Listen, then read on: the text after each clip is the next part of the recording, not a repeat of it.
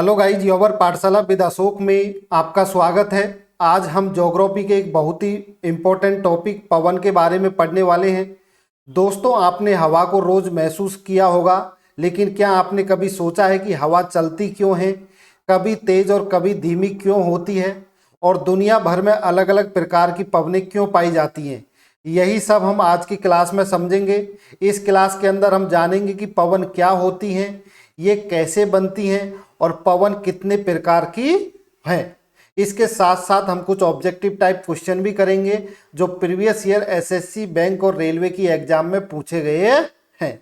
मैं आपको गारंटी देता हूं, अगर आप इस क्लास में एंड तक बने रहते हैं तो पवनों से रिलेटेड कोई भी क्वेश्चन आपका एग्जाम में गलत नहीं होगा। तो चलिए स्टार्ट करते हैं आज की हमारी ये इंपॉर्टेंट क्लास पवने।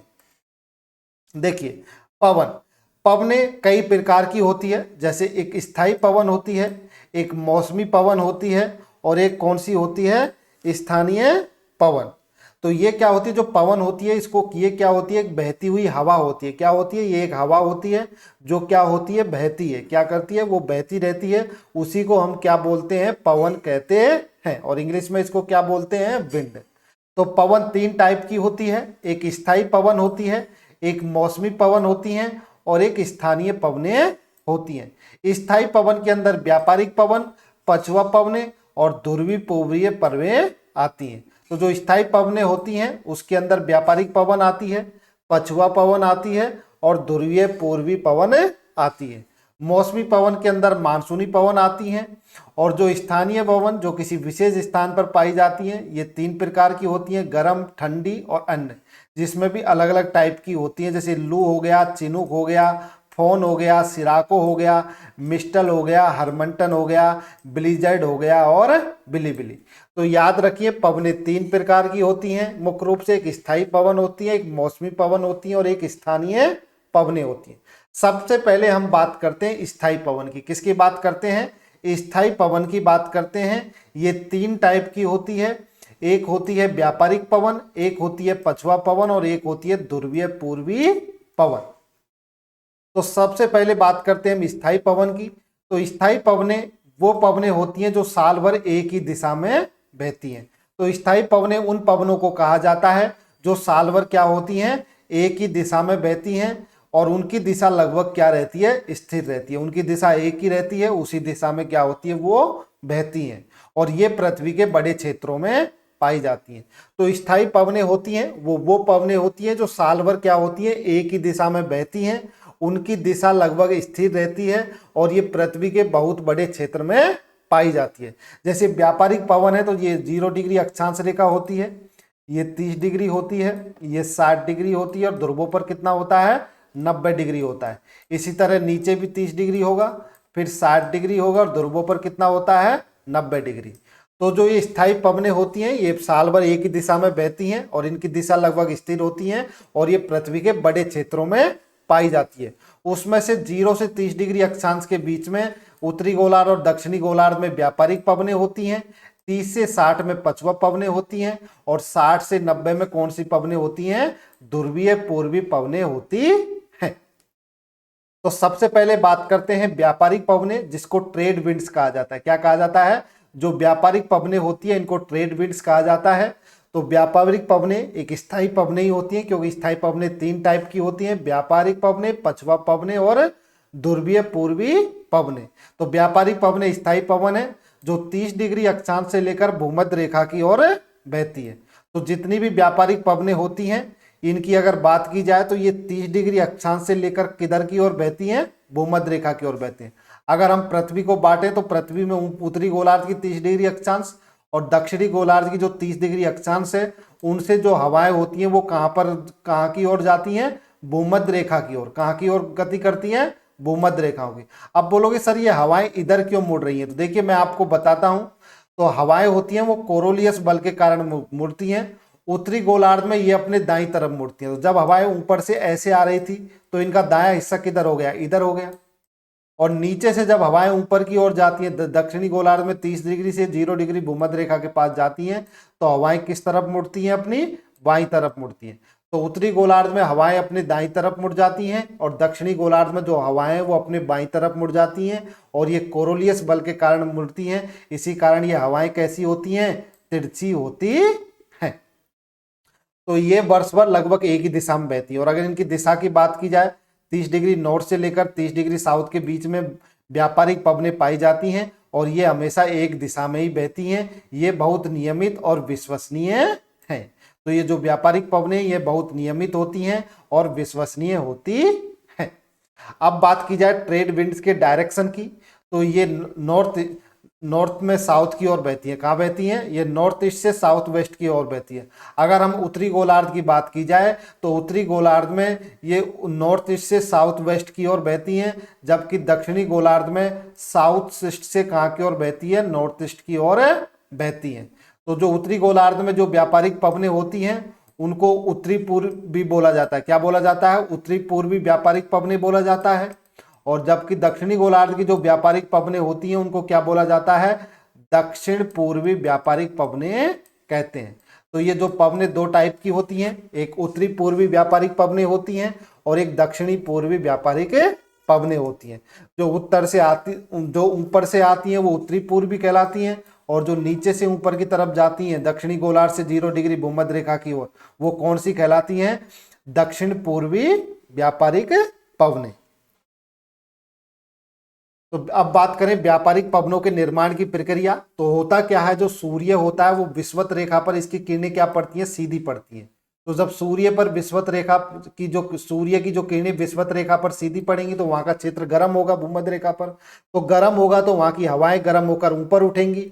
ऊपर उठने के बाद हवाएं उस क्षेत्र में क्या बन जाएगा, निम्न दाब बन जाएगा। और उसके बाद ये हवाएं कहाँ गिरती हैं, ठंडी होकर के 30 डिग्री अक्षांश पर गिरने लगती हैं। और जब ये 30 डिग्री अक्षांश पर गिरती हैं तो ये कैसी हो जाती हैं, भारी हो जाती हैं। और भारी होने के कारण हवाएं हमेशा उच्च दाब से निम्न दाब की ओर चलती हैं। इसीलिए 30 डिग्री अक्षांश से किधर की ओर चलती हैं, भूमध्य रेखा की ओर चलती हैं। तो व्यापारिक पवनें कैसे बनती हैं, तो भूमध्य रेखा पर जब सूर्य की सीधी किरणें पड़ती हैं तो भूमध्य रेखा का जो क्षेत्र होता है वो गर्म हो जाता है। गर्म होने के बाद हवाएं ऊपर उठती हैं, जिससे भूमध्य रेखा के आसपास निम्न दाब क्षेत्र बनता है। उसके बाद ये हवाएं 30 डिग्री अक्षांश के आसपास में ठंडी होकर के वापस गिरती हैं, वहां पर उच्च दाब पड़ता है और हवाएं हमेशा उच्च दाब से निम्न दाब की ओर चलती हैं। इसीलिए ये 30 डिग्री अक्षांश से किधर की ओर चलती हैं, भूमध्य रेखा की ओर चलती हैं। और यही किस प्रकार की पवनें होती हैं, व्यापारिक पवनें होती हैं। और जब ये चलती हैं तो कोरोलियस बल के कारण क्या होती हैं, ये हवाएं मुड़ जाती हैं। उत्तरी गोलार्ध में ये अपने दाईं तरफ मुड़ जाती है और दक्षिणी गोलार्ध में अपने बाईं तरफ मुड़ जाती है। तो भूमध्य रेखा पर अधिक गर्मी होती है, इसके कारण हवा गर्म होकर ऊपर उठती है और जिससे कम दबाव बनता है। 30 डिग्री अक्षांश पर हवा ठंडी होकर के नीचे उतरती है। उसके बाद 30 डिग्री अक्षांश जो होता है उस पर हवाएं ठंडी होकर के नीचे उतर, अभी अक्षांश 0 डिग्री, 30 डिग्री, 60 डिग्री, 90 डिग्री, अगर इनके बारे में पूरा अच्छे से आपको डिटेल में पढ़ना है तो मैंने अक्षांश और देशांतर रेखाओं की एक क्लास कराई हुई है, आप उस क्लास को पढ़िए, वहां से आपको अच्छे से समझ में आ जाएगा। तो हवाएं होती है भूमध्य रेखा पर अधिक गर्मी होती है, हवा गर्म होकर ऊपर उठती है और जिससे कम दबाव बनता है।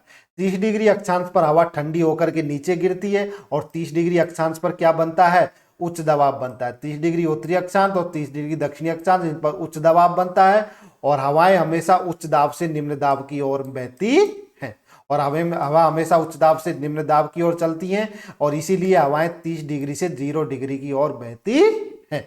तो जो हवाएं होती हैं इसी कारण 30 डिग्री से 0 डिग्री की ओर बहती हैं और इन्हीं हवाओं को व्यापारिक पवनें कहते हैं। अब बात की जाए व्यापारिक हवाओं की, अगर विशेषताओं की बात की जाए तो ये स्थायी और नियमित हवाएं हैं।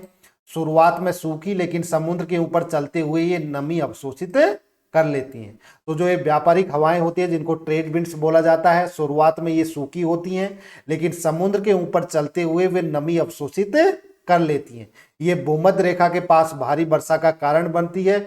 इनकी दिशा लगभग हमेशा समान रहती है। और ये जो भूमध्य रेखा होती है उस पर किसका कारण बनती है, भारी वर्षा का कारण ये व्यापारिक हवाएं बनती हैं और इनकी दिशा लगभग हमेशा क्या रहती है, समान रहती है।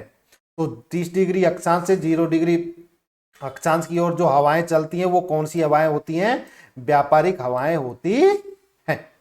अब बात की जाए जहां ये दोनों गोलार्ध की व्यापारिक पवनें मिलती हैं, तो जो उत्तरी गोलार्ध की व्यापारिक पवनें जो 30 डिग्री उत्तरी अक्षांश से भूमध्य रेखा की ओर आती हैं, तो ये हवाएं ऐसे आती हैं। इसको थोड़ा सा ऐसे कर लिए, डायरेक्शन आप ये गलत हो गई है।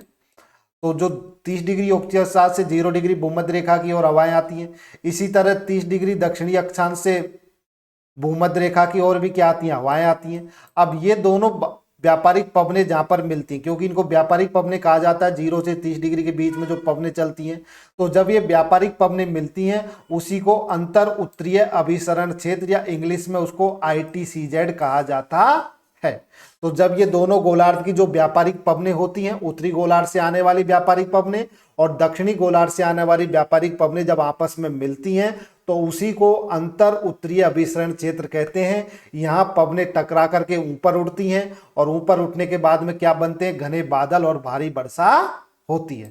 तो जब उत्तरी गोलार्ध से आने वाली व्यापारिक पवनें और दक्षिणी गोलार्ध से आने वाली व्यापारिक पवनें आपस में मिलती हैं, तो ये जब ये पवनें आपस में टकराती हैं तो ये ऊपर उठती हैं और ऊपर उठने पर क्या बनते हैं, घने बादल बनते हैं और उनसे भारी वर्षा होती है और इसी को ही डोलडम कहा जाता है। यहाँ पवनें क्या होती हैं, धीमी होती हैं। तो 0 डिग्री से 5 डिग्री के बीच का जो क्षेत्र होता है उसी को क्या बोला जाता है, डोलडम क्षेत्र, या इसको हम शांत क्षेत्र भी कहते हैं। ये याद रखिए, 0 से 5 डिग्री के बीच का जो क्षेत्र होता है उसको डोलडम क्षेत्र भी कहा जाता है, या जिसको ITCZ भी कहते हैं। या पवनें बहुत धीमी होती है। तो डोलडम क्षेत्र क्या होता है, तो ये भूमध्य रेखा के आसपास स्थित होता है। ये 5 डिग्री उत्तर से 5 डिग्री दक्षिणी अक्षांश तक फैला हुआ है। यहाँ हवाएं अभिसारित होती हैं और क्या होती हैं, ऊपर उठती हैं और इससे कम दबाव बनता है और इसलिए यहाँ पर क्या होती है, वर्षा होती है। ये क्या होता है, एकदम शांत क्षेत्र इसको कहा जाता है। तो डोलडम क्षेत्र ये भूमध्य रेखा के आसपास होता है और ये 5 डिग्री उत्तरी अक्षांश से 5 डिग्री दक्षिणी अक्षांश तक पाया जाता है। ये याद रखिए, यहाँ पर हवाएं गर्म होकर के ऊपर उठती हैं और नीचे दबाव कम बनता है, ऊपर ज्यादा रहता है और उससे क्या होता है, यहाँ पे क्या होती है, वर्षा होती है। याद रखिए, डोलडम क्षेत्र के बारे में एग्जाम में पूछा जाता है, ये कितने डिग्री से कितने डिग्री के बीच में होती है। तो डोलडम की विशेषताएं क्या होती हैं, तो हवाएं यहाँ बहुत धीमी होती हैं। जो 0 डिग्री 5 डिग्री उत्तरी अक्षांश और 5 डिग्री दक्षिणी अक्षांश के बीच में जो हवाएं होती हैं वो बहुत धीमी होती हैं। यहाँ निम्न दाब क्षेत्र होता है और यहाँ हर दिन दोपहर के बाद में क्या होती है, बारिश होती है। तो ये जो डोलडम क्षेत्र होता है, यहाँ पर हर दिन दोपहर के बाद में लगभग शाम को 4 बजे के टाइम क्या हो जाती है, बारिश हो जाती है। यहाँ हवा ऊपर की ओर उड़ती है। प्राचीन काल में जहाज यहाँ फंस जाया करते थे। प्राचीन काल में क्या होते थे, ये बिल्कुल शांत क्षेत्र होता था, यहाँ पे हवाएं नहीं चलती थी, इसलिए क्या होता था, जो प्राचीन काल में जो जहाज होते थे वो यहाँ डोलडम क्षेत्र में क्या हो जाते थे, फंस जाया करते थे, इसलिए इसको डोलड्रम कहा जाता है। यहाँ पे हवाएं क्या होती हैं, बहुत ही धीमी होती हैं और इसी के कारण यहाँ पे जहाज बस फंस जाते थे, इसलिए इसको डोलड्रम कहा जाता है। तो मैंने आपको स्थायी पवनों के बारे में, व्यापारिक पवने के बारे में बताया। अब हम बात करते हैं पछुआ पवन की। किसकी बात करते हैं, पछुआ पवने की। तो पछुआ पवने ये भी स्थायी पवने होती हैं और ये 30 डिग्री से 60 डिग्री अक्षांश की ओर चलती हैं। तो जो पछुआ पवने होती हैं ये 30 डिग्री अक्षांश से लेकर के 60 डिग्री अक्षांश की ओर क्या होती हैं, चलती हैं। अब देखिए, जैसे हवा इधर से इधर चलेगी तो हवा किधर की तरफ मुड़ेगी, अपने उत्तरी गोलार्ध में दाईं तरफ मुड़ती है, तो हवा इधर मुड़ गई है। देखिए, अगर दक्षिणी गोलार्ध में बात कीजिए, जैसे हवा इधर से इधर चल रही तो अपने किधर की ओर मुड़ेगी, बाईं तरफ मुड़ जाती है हवा। तो ये हवाएं किधर की तरफ मुड़ रही है, बाईं तरफ मुड़ रही है और ये किधर की तरफ मुड़ रही है, दाईं तरफ। तो पछुआ पवने ये स्थायी पवने होती हैं। ये 30 डिग्री अक्षांश से 60 डिग्री अक्षांश की ओर चलती हैं और ये पूरे वर्ष लगातार चलती हैं। कैसे चलती हैं, ये पूरे वर्ष लगातार चलती हैं और इनकी दिशा पश्चिम से पूरब की ओर होती है। याद रखिए, पछुआ पवने की दिशा होती है वो पश्चिम से पूरब की ओर होती है। आपको अगर ये देखा होगा तो ऐसा लग रहा होगा ये हवा किधर से इधर की ओर आ रही है, पश्चिम से पूरब की ओर। आपको इधर भी लग रहा होगा हवा किधर से आ रही है, पश्चिम से पूरब की ओर। तो पछुआ पवने की जो दिशा होती है वो पश्चिम से पूरब की ओर होती है। व्यापारिक पवनों की दिशा होती है वो पूरब से पश्चिम की ओर होती है और ध्रुवीय जो पूर्वी पवनें होती हैं उनकी भी जो दिशा होती है वो पूरब से पश्चिम की ओर होती है। तो ये याद रखिए, ओनली जो पछुआ पवनें हो उनकी दिशा पश्चिम से पूरब की ओर होती है, जबकि व्यापारिक पवनें और ध्रुवीय पूर्वी पवनों की दिशा होती है वो पूरब से पश्चिम की ओर होती है। अब बात करें दक्षिणी गोलार्ध की कुछ पछुआ पवनें, ये बहुत इंपॉर्टेंट है, एग्जाम में पूछा जाता है, जिसके अंदर आती है 40 डिग्री अक्षांश, जिसको गरस्ती चालीसा बोला जाता है। 50 डिग्री अक्षांश जिसको प्रचंड पचासा बोला जाता है, और जो 60 डिग्री अक्षांश जो दक्षिणी गोलार्ध में, उसको क्या बोला जाता है, चीकते साटे बोला जाता है। ये दक्षिणी गोलार्ध की 40 डिग्री अक्षांश को गरजते चालीसा बोलते हैं, 50 डिग्री अक्षांश को प्रचंड पतासा बोलते हैं, और 60 डिग्री अक्षांश को चीकता साटा बोलते हैं।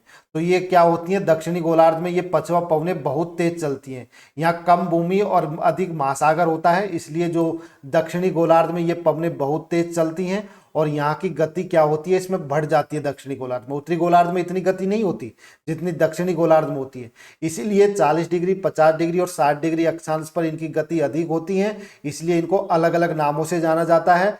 40 डिग्री दक्षिणी अक्षांश को गरजते चालीसा, 50 डिग्री दक्षिणी अक्षांश को प्रचंड पचासा, और 60 डिग्री जो दक्षिणी अक्षांश है उसको चीकते साटा कहा जाता है। ये याद रखिए, गरजता चालीसा, प्रचंड पटासा और चीकते साटा ये कहाँ पाई जाती हैं, दक्षिणी गोलार्ध में पाई जाती हैं, उत्तरी गोलार्ध में नहीं पाई जाती। इन नामों से जाना जाता है इनको। तो एग्जाम में पूछा जाता है कि गरजते चालीसा, प्रचंड पचासा और चीकते साटा कहाँ पाई जाती हैं, तो दक्षिणी गोलार्ध में पाई जाती है। अब बात करें पछुआ पवनों की उत्पत्ति कैसे होती है। तो देखिए 0 डिग्री से जो 0 डिग्री पर जब तेज हवा वो पड़ती है, धूप पड़ती है सूर्य की, तो यहाँ पे क्या होती है, हवा गर्म होती है, गर्म होने के बाद में ऊपर उठती है, तो यहाँ पर निम्न दाब बनता है। उसके बाद में ये हवाएं होती हैं, ये ठंडी होती हैं और नीचे उतरती हैं 30 डिग्री अक्षांश पर। अब जब ये 30 डिग्री अक्षांश पर नीचे उतरेंगी तो 30 डिग्री अक्षांश पर उच्च दाब रहेगा, और 60 डिग्री अक्षांश पर क्या रहेगा, निम्न दाब रहेगा, और 0 डिग्री अक्षांश पर भी निम्न दाब रहेगा।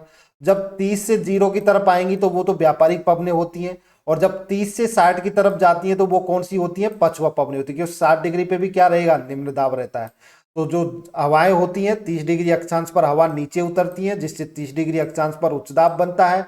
60 डिग्री अक्षांश पर हवा ऊपर उठती है और यहाँ पर क्या बनता है, निम्न दाब बनता है।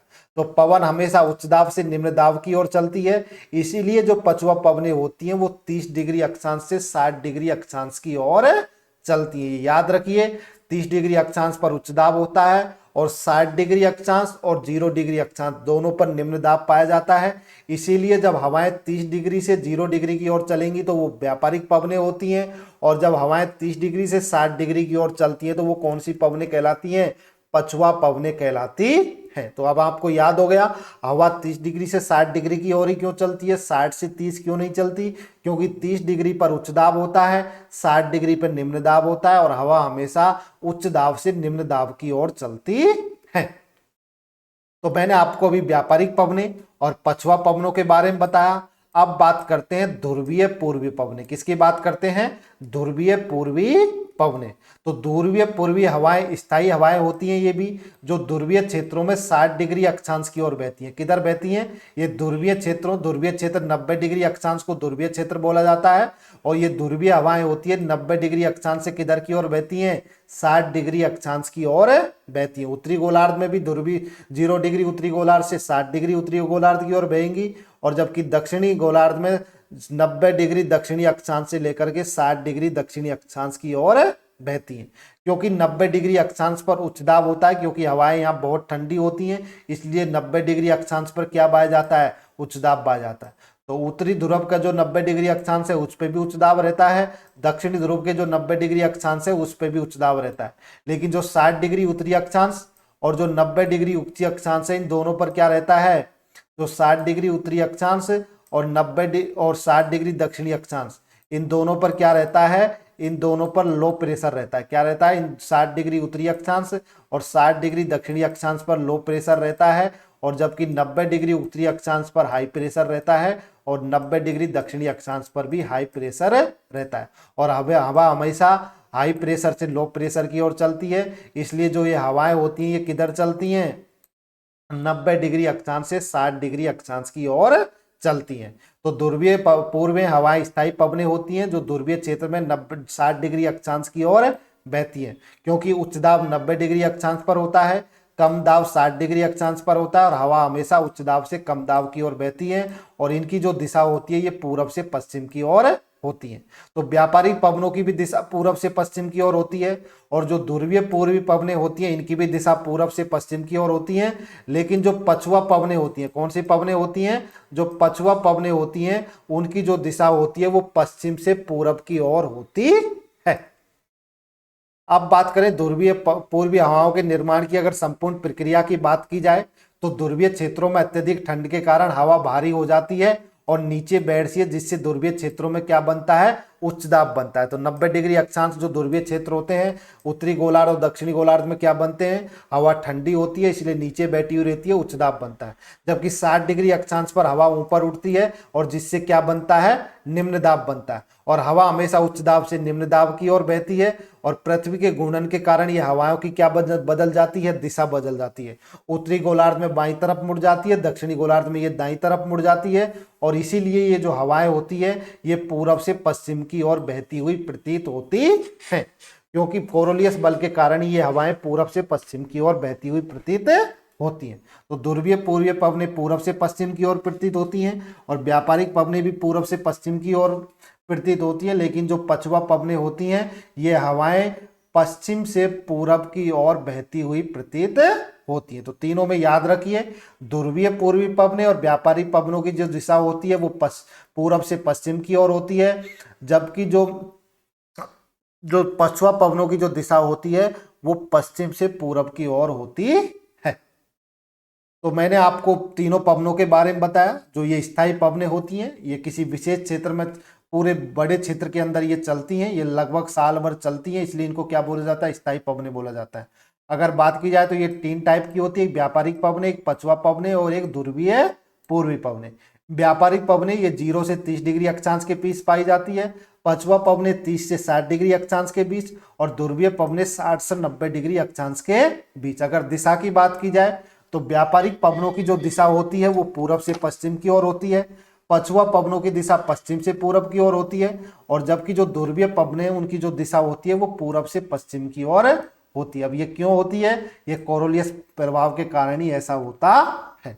अगर उत्पत्ति की बात की जाए तो व्यापारिक पवनों में 30 डिग्री पर उच्च दाब होता है, 0 डिग्री पर निम्न दाब होगा, इससे हवाएं 30 डिग्री से 0 डिग्री की ओर चलती हैं।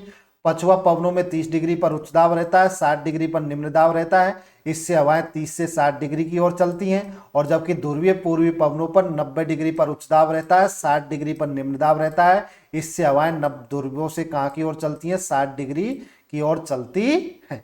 अगर तापमान की बात की जाए तो व्यापारिक जो पवनें होती हैं ये गर्म होती हैं, पछुआ पवनें मध्यम टाइप की होती हैं, जबकि जो ध्रुवीय पवनें होती हैं वो अत्यधिक क्या रहती हैं, ठंडी रहती है। अगर बात की जाए नमी और वर्षा की तो समुद्र से आने पर क्या होती है, व्यापारिक हवाओं से वर्षा होती हैं, पछुआ हवाएं भारी वर्षा कराती हैं, जबकि जो ध्रुवीय पूर्वी हवाएं होती हैं ये बहुत कम बारिश कराती हैं। अगर बात की जाए गति की तो ये मध्यम और नियमित गति की होती है व्यापारिक पवनें, पछुआ पवनें तेज और परिवर्तनशील होती हैं, जबकि ध्रुवीय पूर्वी पवनें ये धीमी और कमजोर होती हैं। अब बात की जाए स्थिरता की तो सबसे ज्यादा स्थिर व्यापारिक पवनें ही हैं और सबसे कम स्थिर है वो पछुआ पवनें हैं और जो ध्रुवीय पवनें होती हैं कमजोर और अनियमित भी इनको माना जाता है। बात की जाए प्रभाव की तो ये मानसून का समर्थन करती हैं व्यापारिक पवनें और जो पछुआ पवनें होती हैं वो चक्रवात चलाती हैं और जबकि जो ध्रुवीय पूर्वी पवनें होती हैं वो ठंडी और शुष्क हवाएं बनती हैं। तो जो व्यापारिक हवाएं हैं उनके प्रभाव से मानसून बनते हैं, पछुआ पवनों से चक्रवात बनते हैं और जबकि ध्रुवीय पूर्वी हवाओं से क्या बनती हैं, ठंडी और शुष्क हवाएं बनती हैं। अगर बात की जाए क्षेत्र की तो व्यापारिक हवाएं भूमध्य रेखीय क्षेत्र में पाई जाती हैं, जो पछुआ हवाएं होती हैं यूरोप और उत्तरी अमेरिका में पाई जाती हैं, दक्षिणी गोलार्ध में भी ये पाई जाती है, लेकिन उधर क्या होता है, उधर भूमि का क्षेत्र इतना नहीं है, वहां पर समुद्र ज्यादा है, इसलिए एग्जाम्पल के तौर पर यूरोप और अमेरिका, उत्तरी अमेरिका लिया है। इसके अलावा और भी जगह हो सकती हैं। और जो ध्रुवीय पूर्वी पवनें होती हैं वो ध्रुवीय क्षेत्रों में पाई जाती है। तो अभी तक हमने स्थायी पवनों के बारे में पूरा अच्छे से डिटेल में पढ़ा। अब हम बात करते हैं स्थानीय पवनों की। किसकी बात करते हैं, स्थानीय पवनों की बात करते हैं। ये 3 टाइप की होती है, गर्म पवन, ठंडी पवन और अन्य पवन। तो देखिए याद रखिए, लू, चिनुक, फोन और सिराको ये कौन सी पवनें होती हैं, गर्म पवनें होती हैं, जबकि मिस्टल और हरमट्टन कौन सी पवनें हैं, ठंडी पवनें। और उसके बाद अन्य पवनें बिलीजर्ड और बिलीबिली। देखिए जिसमें से बिलीजर्ड है ये भी ठंडी पवन ही है, बट क्या होती है, जो ब्लिजर्ड होती है ये भारी तूफान लेकर आती है, इसको इसलिए इसको अलग रखा गया है। लेकिन ये भी कैसी है, एक ठंडी पवन ही है। और बिली बिली की बात की जाए तो ये कौन सी पवन होती है, ये गर्म पवन है। कौन सी पवन है, गर्म पवन है। इसको भी अलग क्या लगा है, क्योंकि इससे बहुत तेज चक्रवात आते हैं, इसलिए इसको अलग रखा गया है।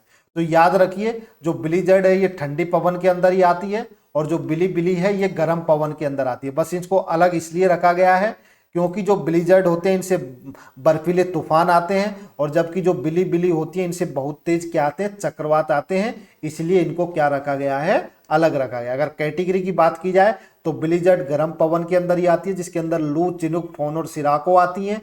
नहीं सॉरी, जो ब्लिजर्ड है वो ठंडी पवन के अंदर आती है, जिसके अंदर मिस्टल और हरमट्टन है, उसी के अंदर ब्लिजर्ड को भी रखा जाता है।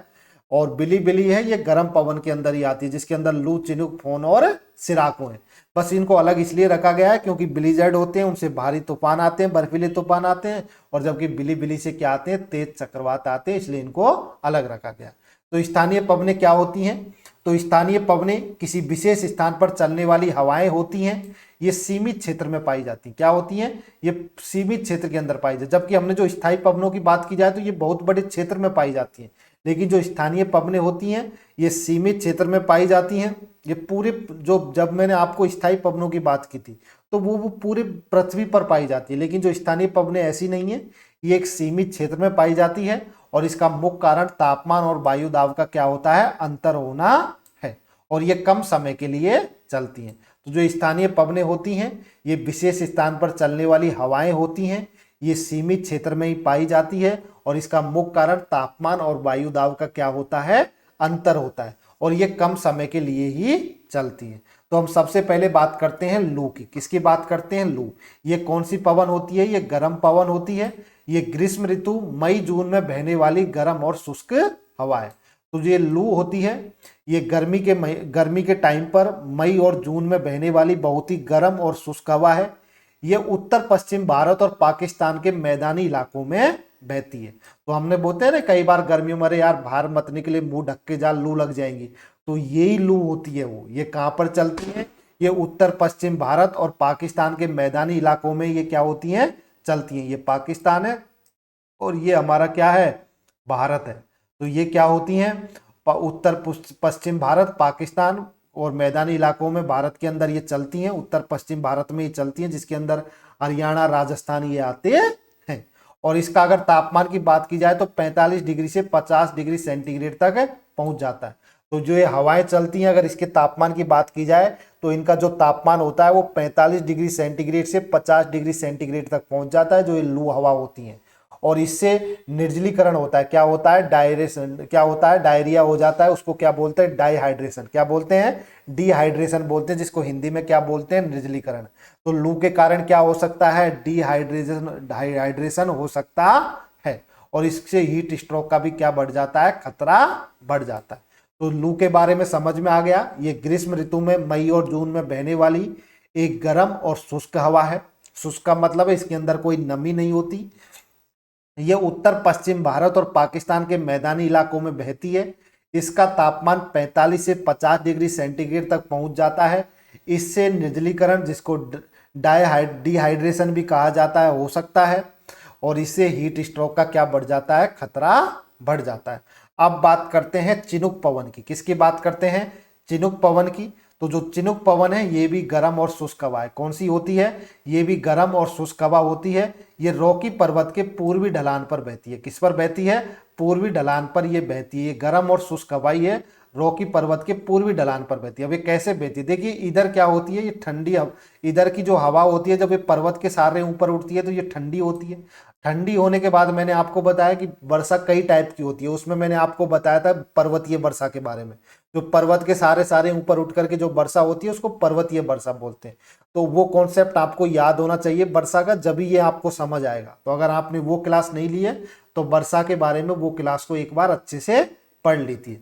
तो होता क्या है, ये रॉकी पर्वत है, इधर से हवाएं चली तो हवा जैसे जैसे पर्वत से टकराती हैं ऊपर उठती हैं। ऊपर उठने के बाद में ठंडी होती हैं और नम होती हैं, और क्या बनाती हैं, बादल बनाती हैं। और बादल बनने के बाद में क्या हो जाती है, यहाँ पे वर्षाएं हो जाती हैं। और उसके बाद में ये हवाएं क्या होती हैं, नीचे उतरती हैं। नीचे उतरने पर ये हवाएं क्या होती हैं, गर्म और शुष्क हवा होती है, जो धीरे धीरे क्या होती है, नीचे उतरने लगती है। और जब ये नीचे उतरती है तो ये किसको पिघला देती है, क्योंकि ये गर्म और शुष्क हवा होती है तो ये बर्फ को तेजी से क्या करती है, पिघलाती है। तो जैसे जैसे ऊपर उठती है तो हवा ठंडी होती है और वर्षा का कारण बनती है, बट जैसे जैसे ये नीचे उतरती है तो हवा क्या हो जाती है, गर्म और शुष्क हो जाती है, और जिसके कारण ये बर्फ को क्या करती है, पिघला देती है। कौन सी हवा होती है, चिनूक हवा। और ये कहां पर चलती है, रॉकी पर्वत वाले क्षेत्र में चलती है। तो ये गर्म और शुष्क हवा है, ये अचानक तापमान बढ़ा देती है और ये तेज गति से चलती है और ये बर्फ को तेजी से क्या करती है, पिघलाती है। जो चिनूक हवा होती है ये बर्फ को तेजी से पिघलाती है, इसलिए इसको बर्फ भक्षक या इसको हिम क्या बोला जाता है, हिम भक्षी भी कहा जाता है। तो ये याद रखिए, जो चिनूक हवा है इसको बर्फ भक्षक या इसको हिम भक्षी भी कहा जाता है। ये पशुपालकों के लिए फायदेमंद है। पशुपालकों के लिए फायदेमंद क्या होती है, क्योंकि जो चारागाह वाला क्षेत्र होता है ना, यहाँ पे बर्फ जम जाती है, तो ये हवा क्या होती है, उस बर्फ को पिघला देती है। तो पशुपालकों के लिए क्या मिल जाता है, चारागाह की जगह मिल जाती है, क्योंकि बर्फ क्या हो जाती है, चारागाह के ऊपर से पिघल जाती है। इसलिए बस पशुपालकों के लिए फायदेमंद है। ये चारागाह को खोल देती है और कम समय में ये मौसम को बदल देती है। तो जो चिनूक हवा है ये गर्म और शुष्क प्रवृत्ति की होती है, रॉकी पर्वत के ये क्षेत्र में चलती है और इसको हम क्या बोलते हैं, हिमवक्षी भी बोलते हैं। और ये संयुक्त राज्य अमेरिका और कनाडा में रॉकी पर्वत श्रेणी के पूर्वी ढाल के साथ चलने वाली हवा है। तो ये कहाँ चलती है, जो ये रॉकी पर्वत के पूर्वी ढाल पर चलने वाली हवा है। और इसके चलने से ये पूर्व के पशुपालकों के लिए बहुत ही फायदेमंद होती है, क्योंकि ये बर्फ को क्या करती है, पिघला देती है, जिससे वो चारागाह पशुपालकों के लिए क्या हो जाता है, खुल जाता है। नेक्स्ट, अब बात करते हैं फोन वायु की। किसकी बात करते हैं, फोन वायु की।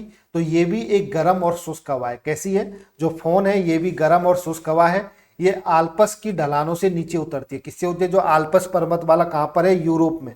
जो आल्प्स पर्वत वाला कहाँ पर है, यूरोप में है। तो ये वहां पर ये हवाएं चलती हैं, तो ये जब नीचे उतरती हैं तो कैसी होती है, गर्म और शुष्क होती हैं। तो जब ये इधर से ऊपर चढ़ती है तो ये हवाएं ठंडी होती है, ठंडी होने के बाद में बरसात होती है। लेकिन जब ये नीचे उतरती हैं तो कैसी होती हैं, गर्म और शुष्क होती हैं। और ये पहाड़ों के एक तरफ तो वर्षा कराती है, लेकिन दूसरी तरफ क्या होता है, हवा गर्म और शुष्क होती है। और इसी के कारण जो दूसरी तरफ की जो बर्फ होती है वो क्या होती है, गर्मी में पिघलती है और ये अंगूर इससे जल्दी क्या हो जाते हैं, पक जाते हैं। तो इसी के कारण ये अंगूर की खेती के लिए क्या है, बहुत ही इंपॉर्टेंट है। इसके कारण जो फोन वायु है उसके कारण अंगूर की क्या होती है, खेती होती है। इसके कारण अंगूर होते हैं वो जल्दी क्या हो जाते हैं, पक जाते हैं। तो फोन का याद रखिए, आल्प्स क्षेत्र, यूरोप के जो आल्प्स क्षेत्र है वहां पर चलती है और ये अंगूर की खेती के लिए क्या है, इंपॉर्टेंट है। अब बात करते हैं सिराको पवन की। किसकी बात करते हैं, सिराको पवन की बात करते हैं। तो ये भी एक गर्म शुष्क और धूल भरी हवा सहारा रेगिस्तान से चलती है। देखिए ये यूरोप है, ये क्या है, ये अफ्रीका है। क्या है, ये अफ्रीका है। तो ये अफ्रीका का क्या होता है, सहारा रेगिस्तान है। क्या है, ये सहारा रेगिस्तान है अफ्रीका का। अफ्रीका का ये ऊपरी हिस्सा है, उत्तरी हिस्सा है, तो उसी को क्या बोलते हैं, सहारा रेगिस्तान। तो ये जो हवाएं होती हैं गर्म शुष्क और धूल भरी होती हैं, ये सहारा रेगिस्तान से चलती हैं और भूमध्य सागर को पार करके कहाँ पहुंच जाती है, इटली पहुंच जाती है। ये कौन सी जगह है, ये इटली है। और ये जो समुद्र है ये कौन सा सागर है, भूमध्य सागर है। कौन सा सागर होता है, ये भूमध्य सागर होता है। तो जो सिराको पवनें होती हैं ये गर्म और शुष्क और धूल भरी हवा सारा रेगिस्तान से चलती है और भूमध्य सागर को पार करके कहाँ पहुंच जाती है, इटली में पहुंच जाती है। धूल के कारण बारिश का पानी लाल दिखाई देता है। तो जब ये इटली में बरसात होती है, क्योंकि ये समुद्र के ऊपर से गुजरेगी तो इसमें नमी आ जाएगी और नमी आएगी तो इटली में क्या होती है, बरसात होती है। और जब ये इटली में बरसात होती है तो इसकी जो बारिश का पानी लाल दिखाई देता है, वो किसके कारण दिखाई देता है, धूल के कण के कारण। इसीलिए इसको रक्त वर्षा भी कहा जाता है। क्या कहा जाता है, इसीलिए जो सिराको पवन है उसको क्या कहा जाता है, रक्त वर्षा कहा जाता है। ये बहुत गर्म होती है, ये फसलों को नुकसान पहुंचाती है। जो सिराको पवन है ये बहुत ही गर्म होती है, ये फसलों को नुकसान पहुंचाती है और ये लोगों के सांस लेने में भी समस्या पैदा करती है। तो सिराको पवन क्या होती है, ये सारा रेगिस्तान से चलती है, भूमध्य सागर को पार करती हुई इटली में पहुंचती है। तो इटली में पहुंचती है तो वहां पर बारिश कराती है, क्योंकि सारा रेगिस्तान से चलेगी तो धूल के कण होते हैं इसके अंदर और ये धूल के कण वर्षा होती है तो नीचे पृथ्वी पर गिरते हैं। तो जो वर्षा का रंग कैसा हो जाता है, बूंदों का रंग लाल हो जाता है, इसीलिए इसको रक्त वर्षा भी कहा जाता है। ये बहुत ही गर्म होती है, ये फसलों को नुकसान पहुंचाती है और ये लोगों के लिए सांस लेने में भी समस्या पैदा करती है। नेक्स्ट, अब बात करते हैं हुबू तूफान की। किसकी बात करते हैं? हुबू पवन, या जिसको हुबू तूफान कहते हैं। ये भी एक धूल भरी आंधी होती है। क्या होती है? ये भी एक धूल भरी आंधी होती है। ये सूडान और अरब के रेगिस्तान में आती है। देखिए मैप पे बात करोगे तो सूडान आपको इधर दिखाई देगा और अरब क्षेत्र इधर दिखाई देगा। तो जो ये हुबू तूफान है ये सूडान और अरब क्षेत्र में आता है।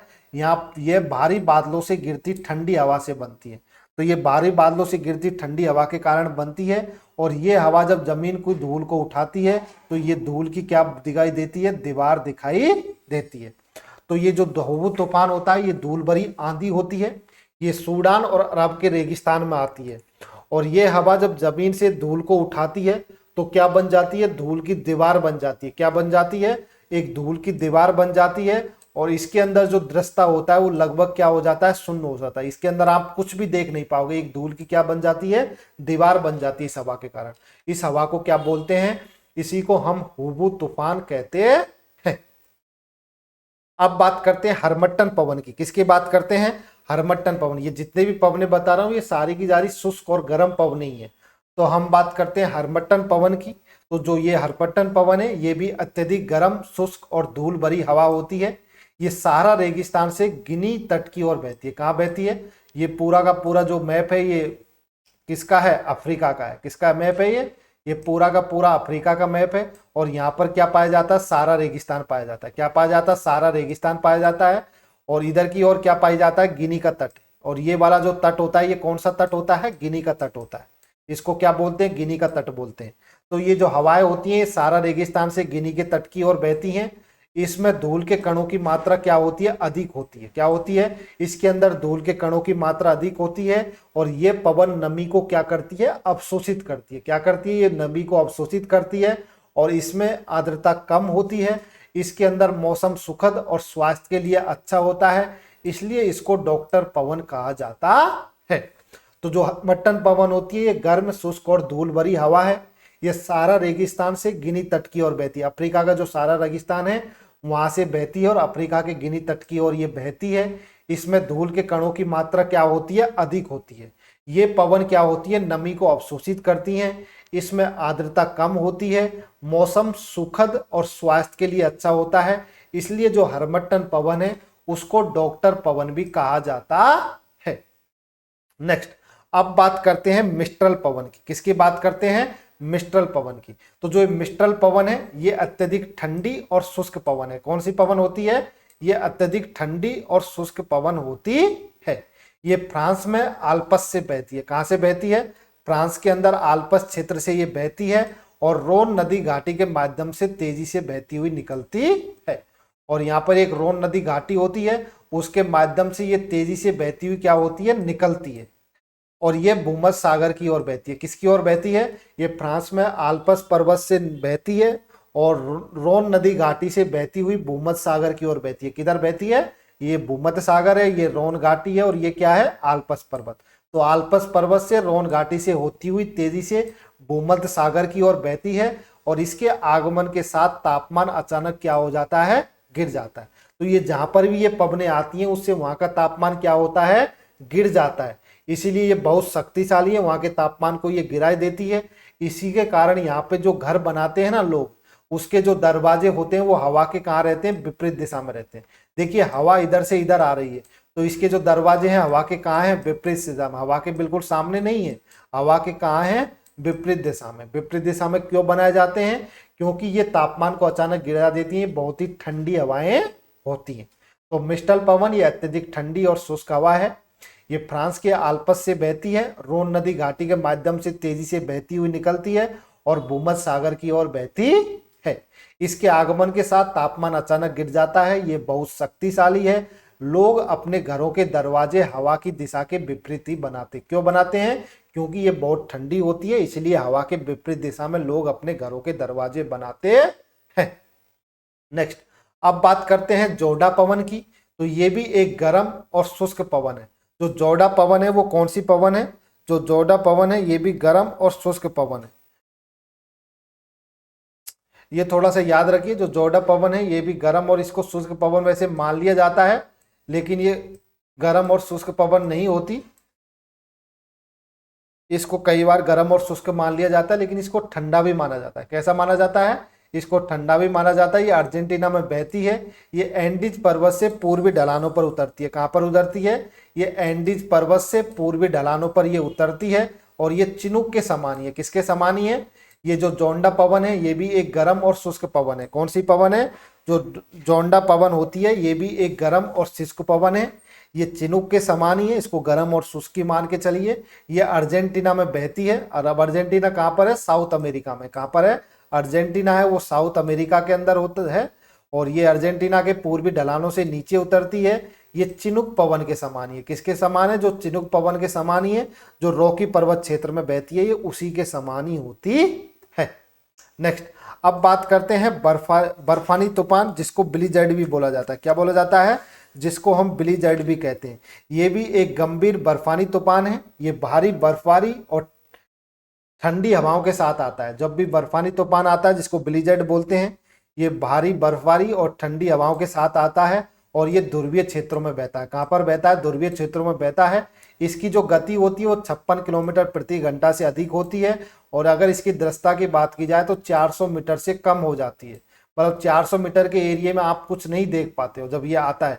और ये कम से कम 3 घंटे तक चलता है। इसे साइबेरिया में बुराग या पुरग्गा कहा जाता है। क्या कहा जाता है? साइबेरिया के अंदर इसको बुरान या पुरग्गा कहा जाता है। जो बर्फानी तूफान, जिसको हम इंग्लिश में ब्लिज़र्ड कहते हैं, ये एक बहुत भयंकर बर्फानी तूफान होता है। ये बर्फबारी और तेज ठंडी हवाओं के साथ में आता है और ये ध्रुवीय क्षेत्रों में चलती है। अगर इनकी स्पीड की बात की जाए तो 56 किलोमीटर प्रति घंटा से अधिक होती है। अगर दृढ़ता की बात की जाए तो 400 मीटर से कम की इसकी दृढ़ता हो जाती है। ये कम से कम 3 घंटे तक चलता है। तो जो बर्फानी तूफान होता है ये कम से कम 3 घंटे तक चलता है और इसको साइबेरिया में क्या कहा जाता है? बुरान या पुरग्गा कहा जाता है। कनाडा, अमेरिका के उत्तरी क्षेत्रों में चलती है और साइबेरिया में। तो साइबेरिया में इसको क्या कहा जाता है? बुरान या पुरग्गा कहा जाता है। अब बात करते हैं बिलीबिली की। तो जो बिलीबिली है ये भी कौन सी होती है? गर्म और शुष्क होती है। कौन सी होती है? जो बिलीबिली है ये भी गर्म और शुष्क प्रवृत्ति की होती है। लेकिन इसके अंदर क्या आते हैं? चक्रवात आते हैं। बहुत तेज इसके अंदर क्या आते हैं? जब ये हवा चलती है तो बहुत तेज क्या आता है? चक्रवात आता है। और ये पश्चिम ऑस्ट्रेलिया के रेगिस्तानी क्षेत्रों में बहती है। तो ये पूरा का पूरा किसका मैप है? ये ऑस्ट्रेलिया का मैप है। किसका मैप है? अगर इस मैप की बात करें तो ये ऑस्ट्रेलिया का मैप है। तो इधर का हिस्सा क्या हो गया? पश्चिमी ऑस्ट्रेलिया। तो ये पश्चिमी ऑस्ट्रेलिया के रेगिस्तानी क्षेत्र में बहती है। ये धूल भरी और चक्रवाती हवा है। ये छोटे बवंडर बना सकती है। क्या बना सकती है? ये छोटे बवंडर बना सकती है और ये गर्मियों में दोपहर के समय अधिक सक्रिय होती है। तो जो बिलीबिली है इसके द्वारा छोटे बवंडर बनते हैं जिनको चक्रवात कहते हैं। ये धूल भरी और चक्रवाती हवा होती है और ये गर्मियों में दोपहर के समय क्या होती है? अधिक सक्रिय होती है। तो मैंने आपको विश्व की प्रमुख जो हवाएं हैं उनके बारे में बताया, जो इम्पोर्टेंट जैसे मैंने चिनूक के बारे में बताया। तो ये रॉकी पर्वत जो उत्तरी अमेरिका है वहां पर चलती हैं। ये गर्म प्रवृत्ति की होती है। ये बर्फ को तेजी से पिघला देती है, इसलिए इसको क्या कहा जाता है? हिमबकचक कहा जाता है। एक होती है फोन, जो आल्प्स पर्वत यूरोप के अंदर चलती है। ये भी गर्म प्रवृत्ति की होती है और ये भी बर्फ को क्या कर देती है? पिघलाती है। ये अंगूर की खेती के लिए क्या होती है? फोन होती है, प्रसिद्ध है। एक बात करें सिराको की, तो ये सहारा से कहाँ की ओर चलती है? इटली की ओर चलती है। किसकी ओर चलती हैं? सहारा से दक्षिणी यूरोप, इटली की ओर चलती हैं। ये भी गर्म प्रवृत्ति की होती हैं। ये धूल से भरी होती हैं और इसको क्या कहा जाता है? इसको रक्त वर्षा भी कहा जाता है, क्योंकि धूल के कण जब बारिश के साथ में नीचे गिरते हैं तो ये बूंदे कैसी दिखाई देती हैं? लाल कलर की। तो इसलिए इसको रक्त की वर्षा भी कहा जाता है। एक होती है मिस्ट्रल, ये फ्रांस के अंदर चलती है। आल्प्स पर्वत से गुजरती हुई रोन घाटी से होती निकलती हुई भूमध्य सागर में जाती है। ये भी ठंडी होती है। ये बहुत तेज और अत्यधिक ठंडी हवा है। एक होती है हरमट्टन, ये सहारा से पश्चिम अफ्रीका में चलती है। जो अफ्रीका का जो सारा रेगिस्तान है उससे पश्चिमी अफ्रीका के गिनी तट की ओर चलती है।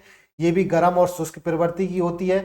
ये धूल भरी हवा नमी को क्या करती है? कम करती है। ये नमी को कम करती है, इसलिए इसको डॉक्टर पवन भी कहा जाता है, क्योंकि ये लोगों के लिए क्या रहती है? अच्छी रहती है, इसलिए इसको डॉक्टर पवन भी कहा जाता है।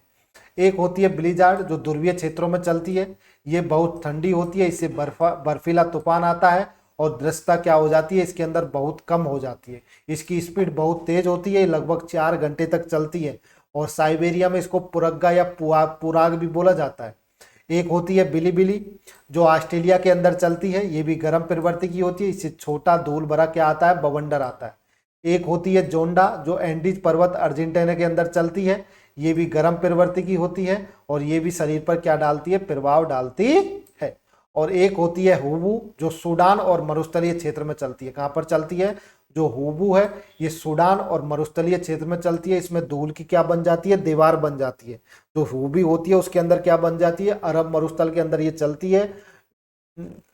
सूडान और जो अरब है वहां के क्षेत्रों में ये पाई जाती है और इससे क्या बनती है, धूल की दीवार जैसी तेज आंधी चलती है और उस दीवार का आप कुछ नहीं देख पाते हो उसमें। तो इसके अंदर क्या बनती है, हुबू के अंदर धूल की दीवार और जैसी तेज आंधी चलती है। जब हुबू पवन चलती है तो उसके अंदर धूल की दीवार जैसी तेज आंधियां चलती हैं। तो ये टेबल याद रखिए, ये बहुत इंपॉर्टेंट है। एग्जाम में जो भी क्वेश्चन आएगा इस टेबल से डायरेक्ट पूछा जाता है कि फोन की कैसी प्रवृत्ति होती है, हरमट्टन पवन किस प्रवृत्ति की होती है, हरमट्टन पवन को डॉक्टर पवन क्यों कहा जाता है, ये एग्जाम में पूछा जाता है, इसलिए इसको टेबल को अपने दिमाग में रखिए। नेक्स्ट, तो मैंने आपको स्थायी पवनों के बारे में बता दिया, स्थानीय पवनों के बारे में बता दिया। अब हम बात करते हैं मौसमी पवन की। किसकी बात करते हैं, मौसमी पवन की बात करते हैं, जिसके अंदर मानसूनी पवन आती है। तो मौसमी पवन जिसको मौसमी हवा भी कहा जाता है, तो ये हवाएं 6 महीने एक दिशा में और 6 महीने विपरीत दिशा में बहती हैं। क्या होती हैं, जो मौसमी पवनें होती हैं वो 6 महीने तो एक दिशा में बहती हैं और 6 महीने विपरीत दिशा में बहती हैं। इनका मुख्य कारण स्थल और समुद्र के बीच क्या है, तापमान का अंतर होता है। तो स्थल और समुद्र के बीच में तापमान के अंतर के कारण ये 6 महीने एक दिशा में, 6 महीने विपरीत दिशा में बहती हैं। और इसका अगर एग्जाम्पल की बात की जाए तो मानसून इसका सबसे प्रमुख उदाहरण है। तो जो मौसमी हवाएं होती हैं ये 6 महीने एक दिशा में और 6 महीने विपरीत दिशा में बहती हैं। इनका मुख्य कारण स्थल और समुद्र के बीच तापमान में क्या है, अंतर है। अगर इसका एग्जाम्पल की बात की जाए तो मानसून इसका सबसे अच्छा एग्जाम्पल है। तो इसमें क्या होता है, जैसे दिन के समय में क्या होती है, दिन के समय जो हमारी भूमि होती है वो जल्दी गर्म, देखिए पृथ्वी की एक खासियत है, पृथ्वी होती है जल्दी गर्म होती है और जल्दी क्या होती है, ठंडी होती है। तो दिन के समय में जो पृथ्वी होती है वो जल्दी गर्म हो जाती है, गर्म होने के बाद हवाएं ऊपर उठती है तो यहाँ पे निम्न दाब बनता है। जबकि जो पानी है वहां पर क्या रहता है, उच्च दाब। तो हवाएं पानी से कहाँ की ओर आती हैं, पृथ्वी की ओर आती हैं। और रात में क्या होती है, रात में जो ये पृथ्वी है ना, ये जल्दी क्या हो जाती है, ठंडी हो जाती है। और जबकि ये जो समुद्र है ये जल्दी ठंडा नहीं हो पाता। तो समुद्र में निम्न दाब रहता है रात में और जो पृथ्वी है वहां पर उच्च दाब रहता है। तो हवाएं पृथ्वी से किधर की ओर चलती हैं, समुद्र की ओर।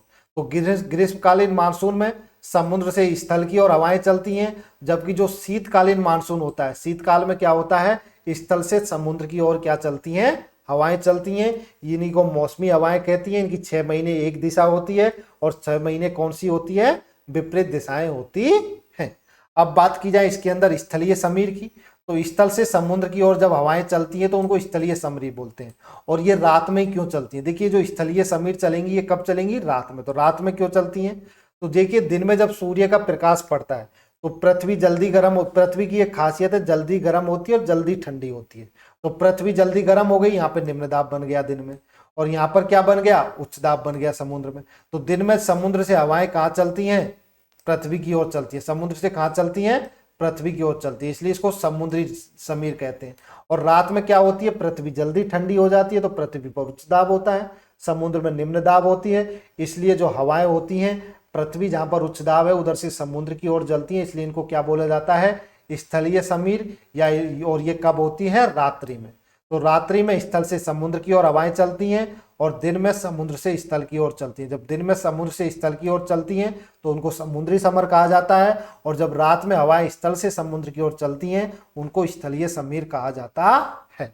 एक होता है पर्वतीय समीर, ये रात्रि में होता है। इसमें हवाएं पर्वत से घाटी की ओर चलती है। रात्रि में जब हवाएं पर्वत से घाटी की ओर चलती हैं तो उसको पर्वतीय समीर कहते हैं। और दिन में जो हवाएं होती हैं वो कहाँ चलती हैं, घाटी से पर्वत की ओर। अब घाटी से पर्वत की ओर क्यों चलती है, क्योंकि पर्वत होते हैं बड़े।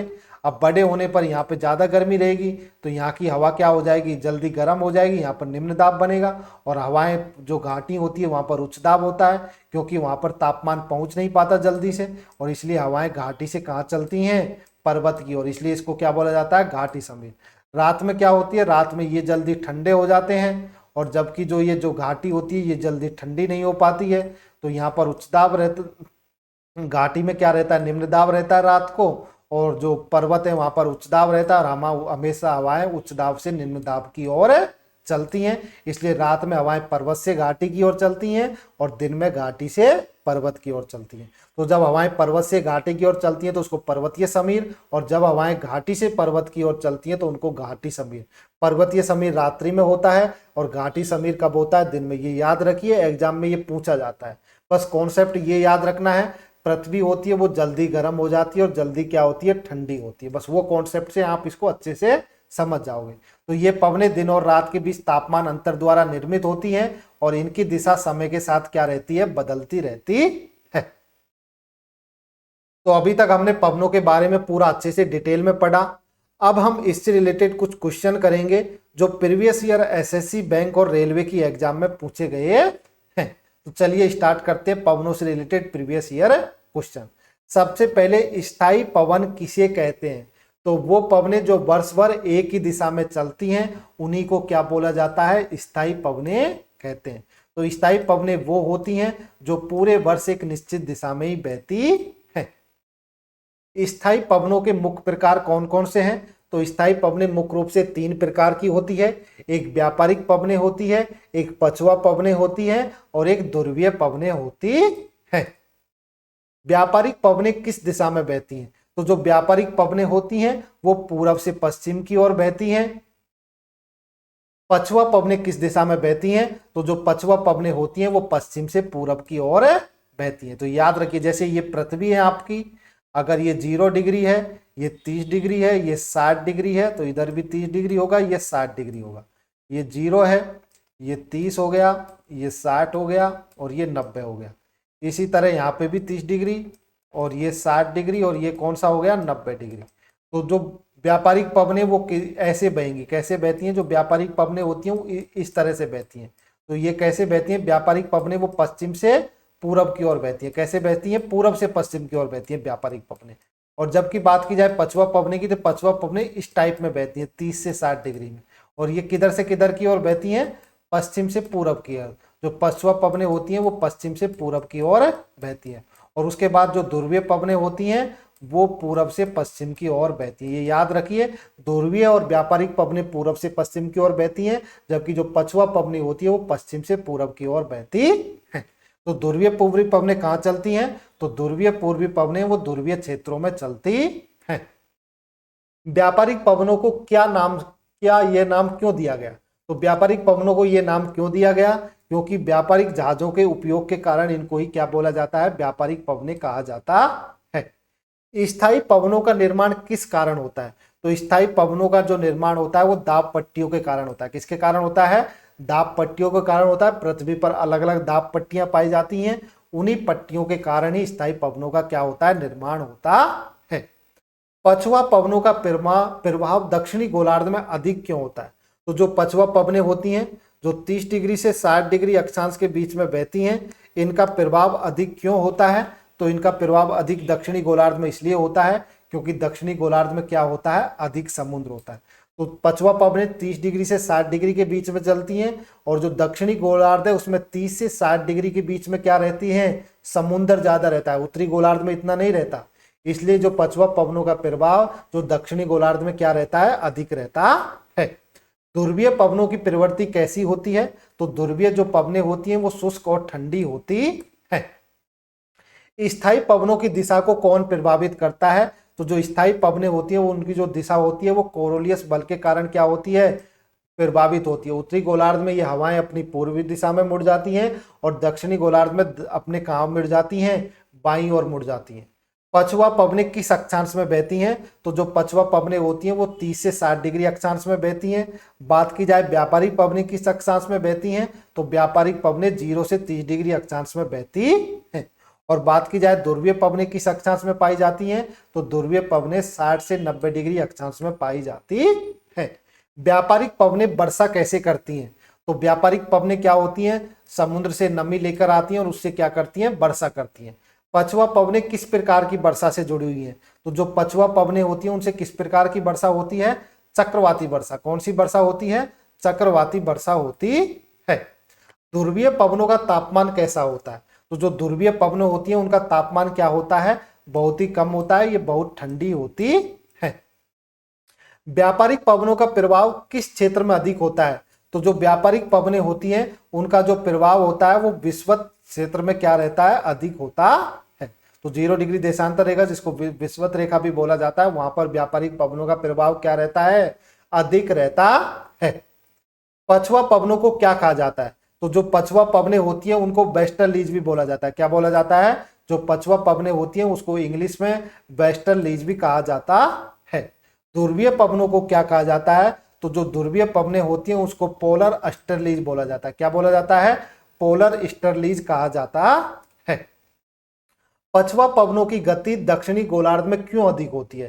क्योंकि दक्षिणी गोलार्ध के अंदर क्या होते हैं? अधिक समुद्र होते हैं 30 डिग्री से 60 डिग्री के बीच में, इसीलिए जो पछुआ पवनों की जो गति होती है वो दक्षिणी गोलार्ध में अधिक रहती है। स्थायी पवनों का उपयोग किसमें होता है? तो जो स्थायी पवनें उनका जो मुख्य रूप से उपयोग समुद्री यात्रा के लिए किया जाता है, क्योंकि जहाजों में जो यात्रा होती है इन्हीं स्थायी पवनों के द्वारा की जाती है। ध्रुवीय पवनें किस प्रकार की जलवायु लाती हैं? तो जो ध्रुवीय पवनें होती हैं वो किस प्रकार की जलवायु लाती हैं? ठंडी। स्थायी पवनें किस प्रकार की होती हैं? तो जो स्थायी पवनें होती है ये नियमित होती है। कैसी होती है? ये नियमित होती है, ना ही ये बदलती है, ना ही ये स्थिर है, ना ही ये अनियमित है। तो ये निश्चित दिशा में नियमित रूप से क्या होती है? वर्ष भर चलती रहती है। स्थानीय पवन किसे कहते हैं? तो स्थानीय ताप और दाब में अंतर से जो पवनें उत्पन्न होती है उनको क्या बोला जाता है? स्थानीय पवन कहते हैं। लू किस प्रकार की स्थानीय पवन है और ये कब चलती है? तो जो लू है ये गर्म और शुष्क हवा है और ये कहाँ चलती है? गर्मी में चलती है। और कहाँ पर चलती है? ये उत्तरी भारत और उत्तरी भारत और कहाँ पर चलती है? ये पाकिस्तान में चलती है। चिनुक पवन किस क्षेत्र में चलती है और इसकी विशेषता क्या है? तो जो चिनुक पवन है ये रॉकी पर्वत क्षेत्र में चलती है। कहाँ पर चलती है? रॉकी पर्वत क्षेत्र में चलती है। ये गर्म और शुष्क प्रवृत्ति की ओर है और इसको हिमबख्शी भी कहा जाता है, क्योंकि ये बर्फ को क्या करती है? पिघला देती है। फोन पवन किस महाद्वीप में पाई जाती है? तो जो फोन पवन है ये यूरोप महाद्वीप में आल्प्स पर्वत क्षेत्र पर चलती है। कहां पर चलती है? यूरोप महाद्वीप में पाई जाती है और ये आल्प्स पर्वत क्षेत्र में चलती है। सी ब्रिज कब और क्यों बनती है? तो सी ब्रिज कब बनता है? तो जो सी ब्रिज है ये कब बनता है? तो सी ब्रिज है ये दिन में बनता है, क्योंकि दिन में क्या होता है? पृथ्वी का तापमान, पृथ्वी जल्दी गर्म हो जाती है, इसलिए वहां पर निम्न दाब बनता है, जबकि समुद्र में उच्च दाब रहता है। हवा हमेशा समुद्र से उच्च दाब से निम्न दाब की ओर चलती है, तो हवाएं समुद्र से किधर चलती हैं? पृथ्वी की ओर। इसीलिए उसको क्या बोलते हैं? सी ब्रिज। तो सी ब्रिज कब बनता है? दिन में बनता है और इसमें हवाएं समुद्र से भूमि की ओर चलती हैं। लैंड ब्रिज, तो लैंड ब्रिज रात में बनता है और इसमें जो हवाएं होती हैं वो भूमि से समुद्र की ओर चलती हैं। हरमट्टन पवन किस महाद्वीप में चलती है? तो जो हरमट्टन पवन होती है ये अफ्रीका महाद्वीप में चलती है। कहां पर चलती है? जो हरमट्टन पवन होती है ये अफ्रीका महाद्वीप में चलती है। और अफ्रीका महाद्वीप में कहां से चलती है? सहारा मरुस्थल से गिनी तट की ओर चलती है। सिरोको पवन कहां पर चलती है? तो जो सिराको पवन होती है ये कहां पर चलती है? ये सहारा से यूरोप की ओर चलती है। कहां पर चलती है? जो सिराको पवन होती है ये भी गर्म और शुष्क प्रवृत्ति की होती है। ये अफ्रीका के उत्तरी भाग में चलती है। कहां पर चलती है? जो अफ्रीका के उत्तरी भाग होता है सहारा रेगिस्तान से यूरोप की ओर चलती है और भूमध्य सागर को पास करके कहां पहुंचती है? इटली में। और इटली में क्या होती है? वर्षा होती है। और उधर जो वर्षा होती है उसमें धूल के कण गिरते हैं, इसलिए वो वर्षा कैसी दिखाई देती है? लाल रंग की। तो इसीलिए इसको क्या बोलते हैं? रक्त वर्षा भी बोलते हैं। क्या बोलते हैं? रक्त की वर्षा भी कहा जाता है सिराको पवन को। मिस्टल पवन किस देश के लिए प्रसिद्ध है? तो जो मिस्टल पवन है ये फ्रांस के लिए प्रसिद्ध है। किसके लिए प्रसिद्ध है? जो मिस्टल पवन है ये फ्रांस के लिए प्रसिद्ध है। बोरा पवन किस प्रकार की प्रवृत्ति की होती है? तो जो बोरा पवन होती है वो ठंडी और तेज प्रवृत्ति की होती है। कैसी होती है? ठंडी और तेज। स्थानीय पवनों का मुख्य कारण क्या है? तो स्थानीय पवनों का जो मुख्य कारण है वो स्थानीय ताप का क्या होता है? अंतर होता है। क्या होता है? स्थानीय ताप का अंतर। स्थानीय पवनें किस दिशा तक सीमित रहती हैं? तो जो स्थानीय पवनें होती हैं ये एक छोटे क्षेत्र में सीमित रहती है। कहां पर रहती हैं? ये एक छोटे क्षेत्र में सीमित रहती है। चिनुक पवन को क्या कहा जाता है? जो चिनुक पवन है उसको उसको क्या बोला जाता है, उसको हिमबख्शी या उसको सिनो ईटर भी कहा जाता है। क्या कहा जाता है, सिनो ईटर या इस चिनुक पवन को हिमबख्शी कहा जाता है, क्योंकि ये बर्फ को क्या कर देती है, पिघला देती है। फोन पवन का कृषि पर क्या प्रभाव पड़ता है, तो जो फोन पवन होती है उसको अंगूर की फसल को क्या करती है, अंगूर को ये जल्दी पका देती है, इसलिए फसल को पकाने में जो फोन पवन है वो क्या करती है, मदद करती है, और ये आल्प्स पर्वत के क्षेत्र में चलती है। सी ब्रिज और लैंड ब्रिज किससे संबंधित है, तो जो सी ब्रिज और लैंड ब्रिज है वो समुद्र और भूमि ताप के अंतर से संबंधित है। स्थानीय पवनें किस प्रकार की होती हैं, तो जो स्थानीय पवनें होती हैं वो अस्थायी होती हैं। क्या होती हैं, अस्थायी होती हैं, कभी कभार चलती हैं। हरमट्टन पवन की विशेषता क्या होती है, तो जो हरमट्टन पवन होती है वो शुष्क और धूल भरी होती है। कैसी होती है, जो हरमट्टन पवन होती है ये शुष्क और धूल भरी होती है। लू पवन किन क्षेत्रों में अधिक चलती है, तो अगर बात की जाए लू पवन की, तो लू पवन किन क्षेत्रों में अधिक चलती है, तो लू पवन उत्तर पश्चिम भारत में अधिक चलती है। तो जो लू पवन होती है वो उत्तर पश्चिम भारत में क्या चलती है, अधिक चलती है। नेक्स्ट, अब बात करते हैं चिनुक पवन किस पर्वत से जुड़ी हुई है, तो जो चिनुक पवन है वो किससे जुड़ी हुई है, रॉकी पर्वत से जुड़ी है। किससे जुड़ी हुई है, जो चिनुक पवन है वो रॉकी पर्वत से जुड़ी हुई है। फोन पवन किस पर्वत से जुड़ी है, तो जो फोन पवन है वो आल्प्स पर्वत से जुड़ी हुई है।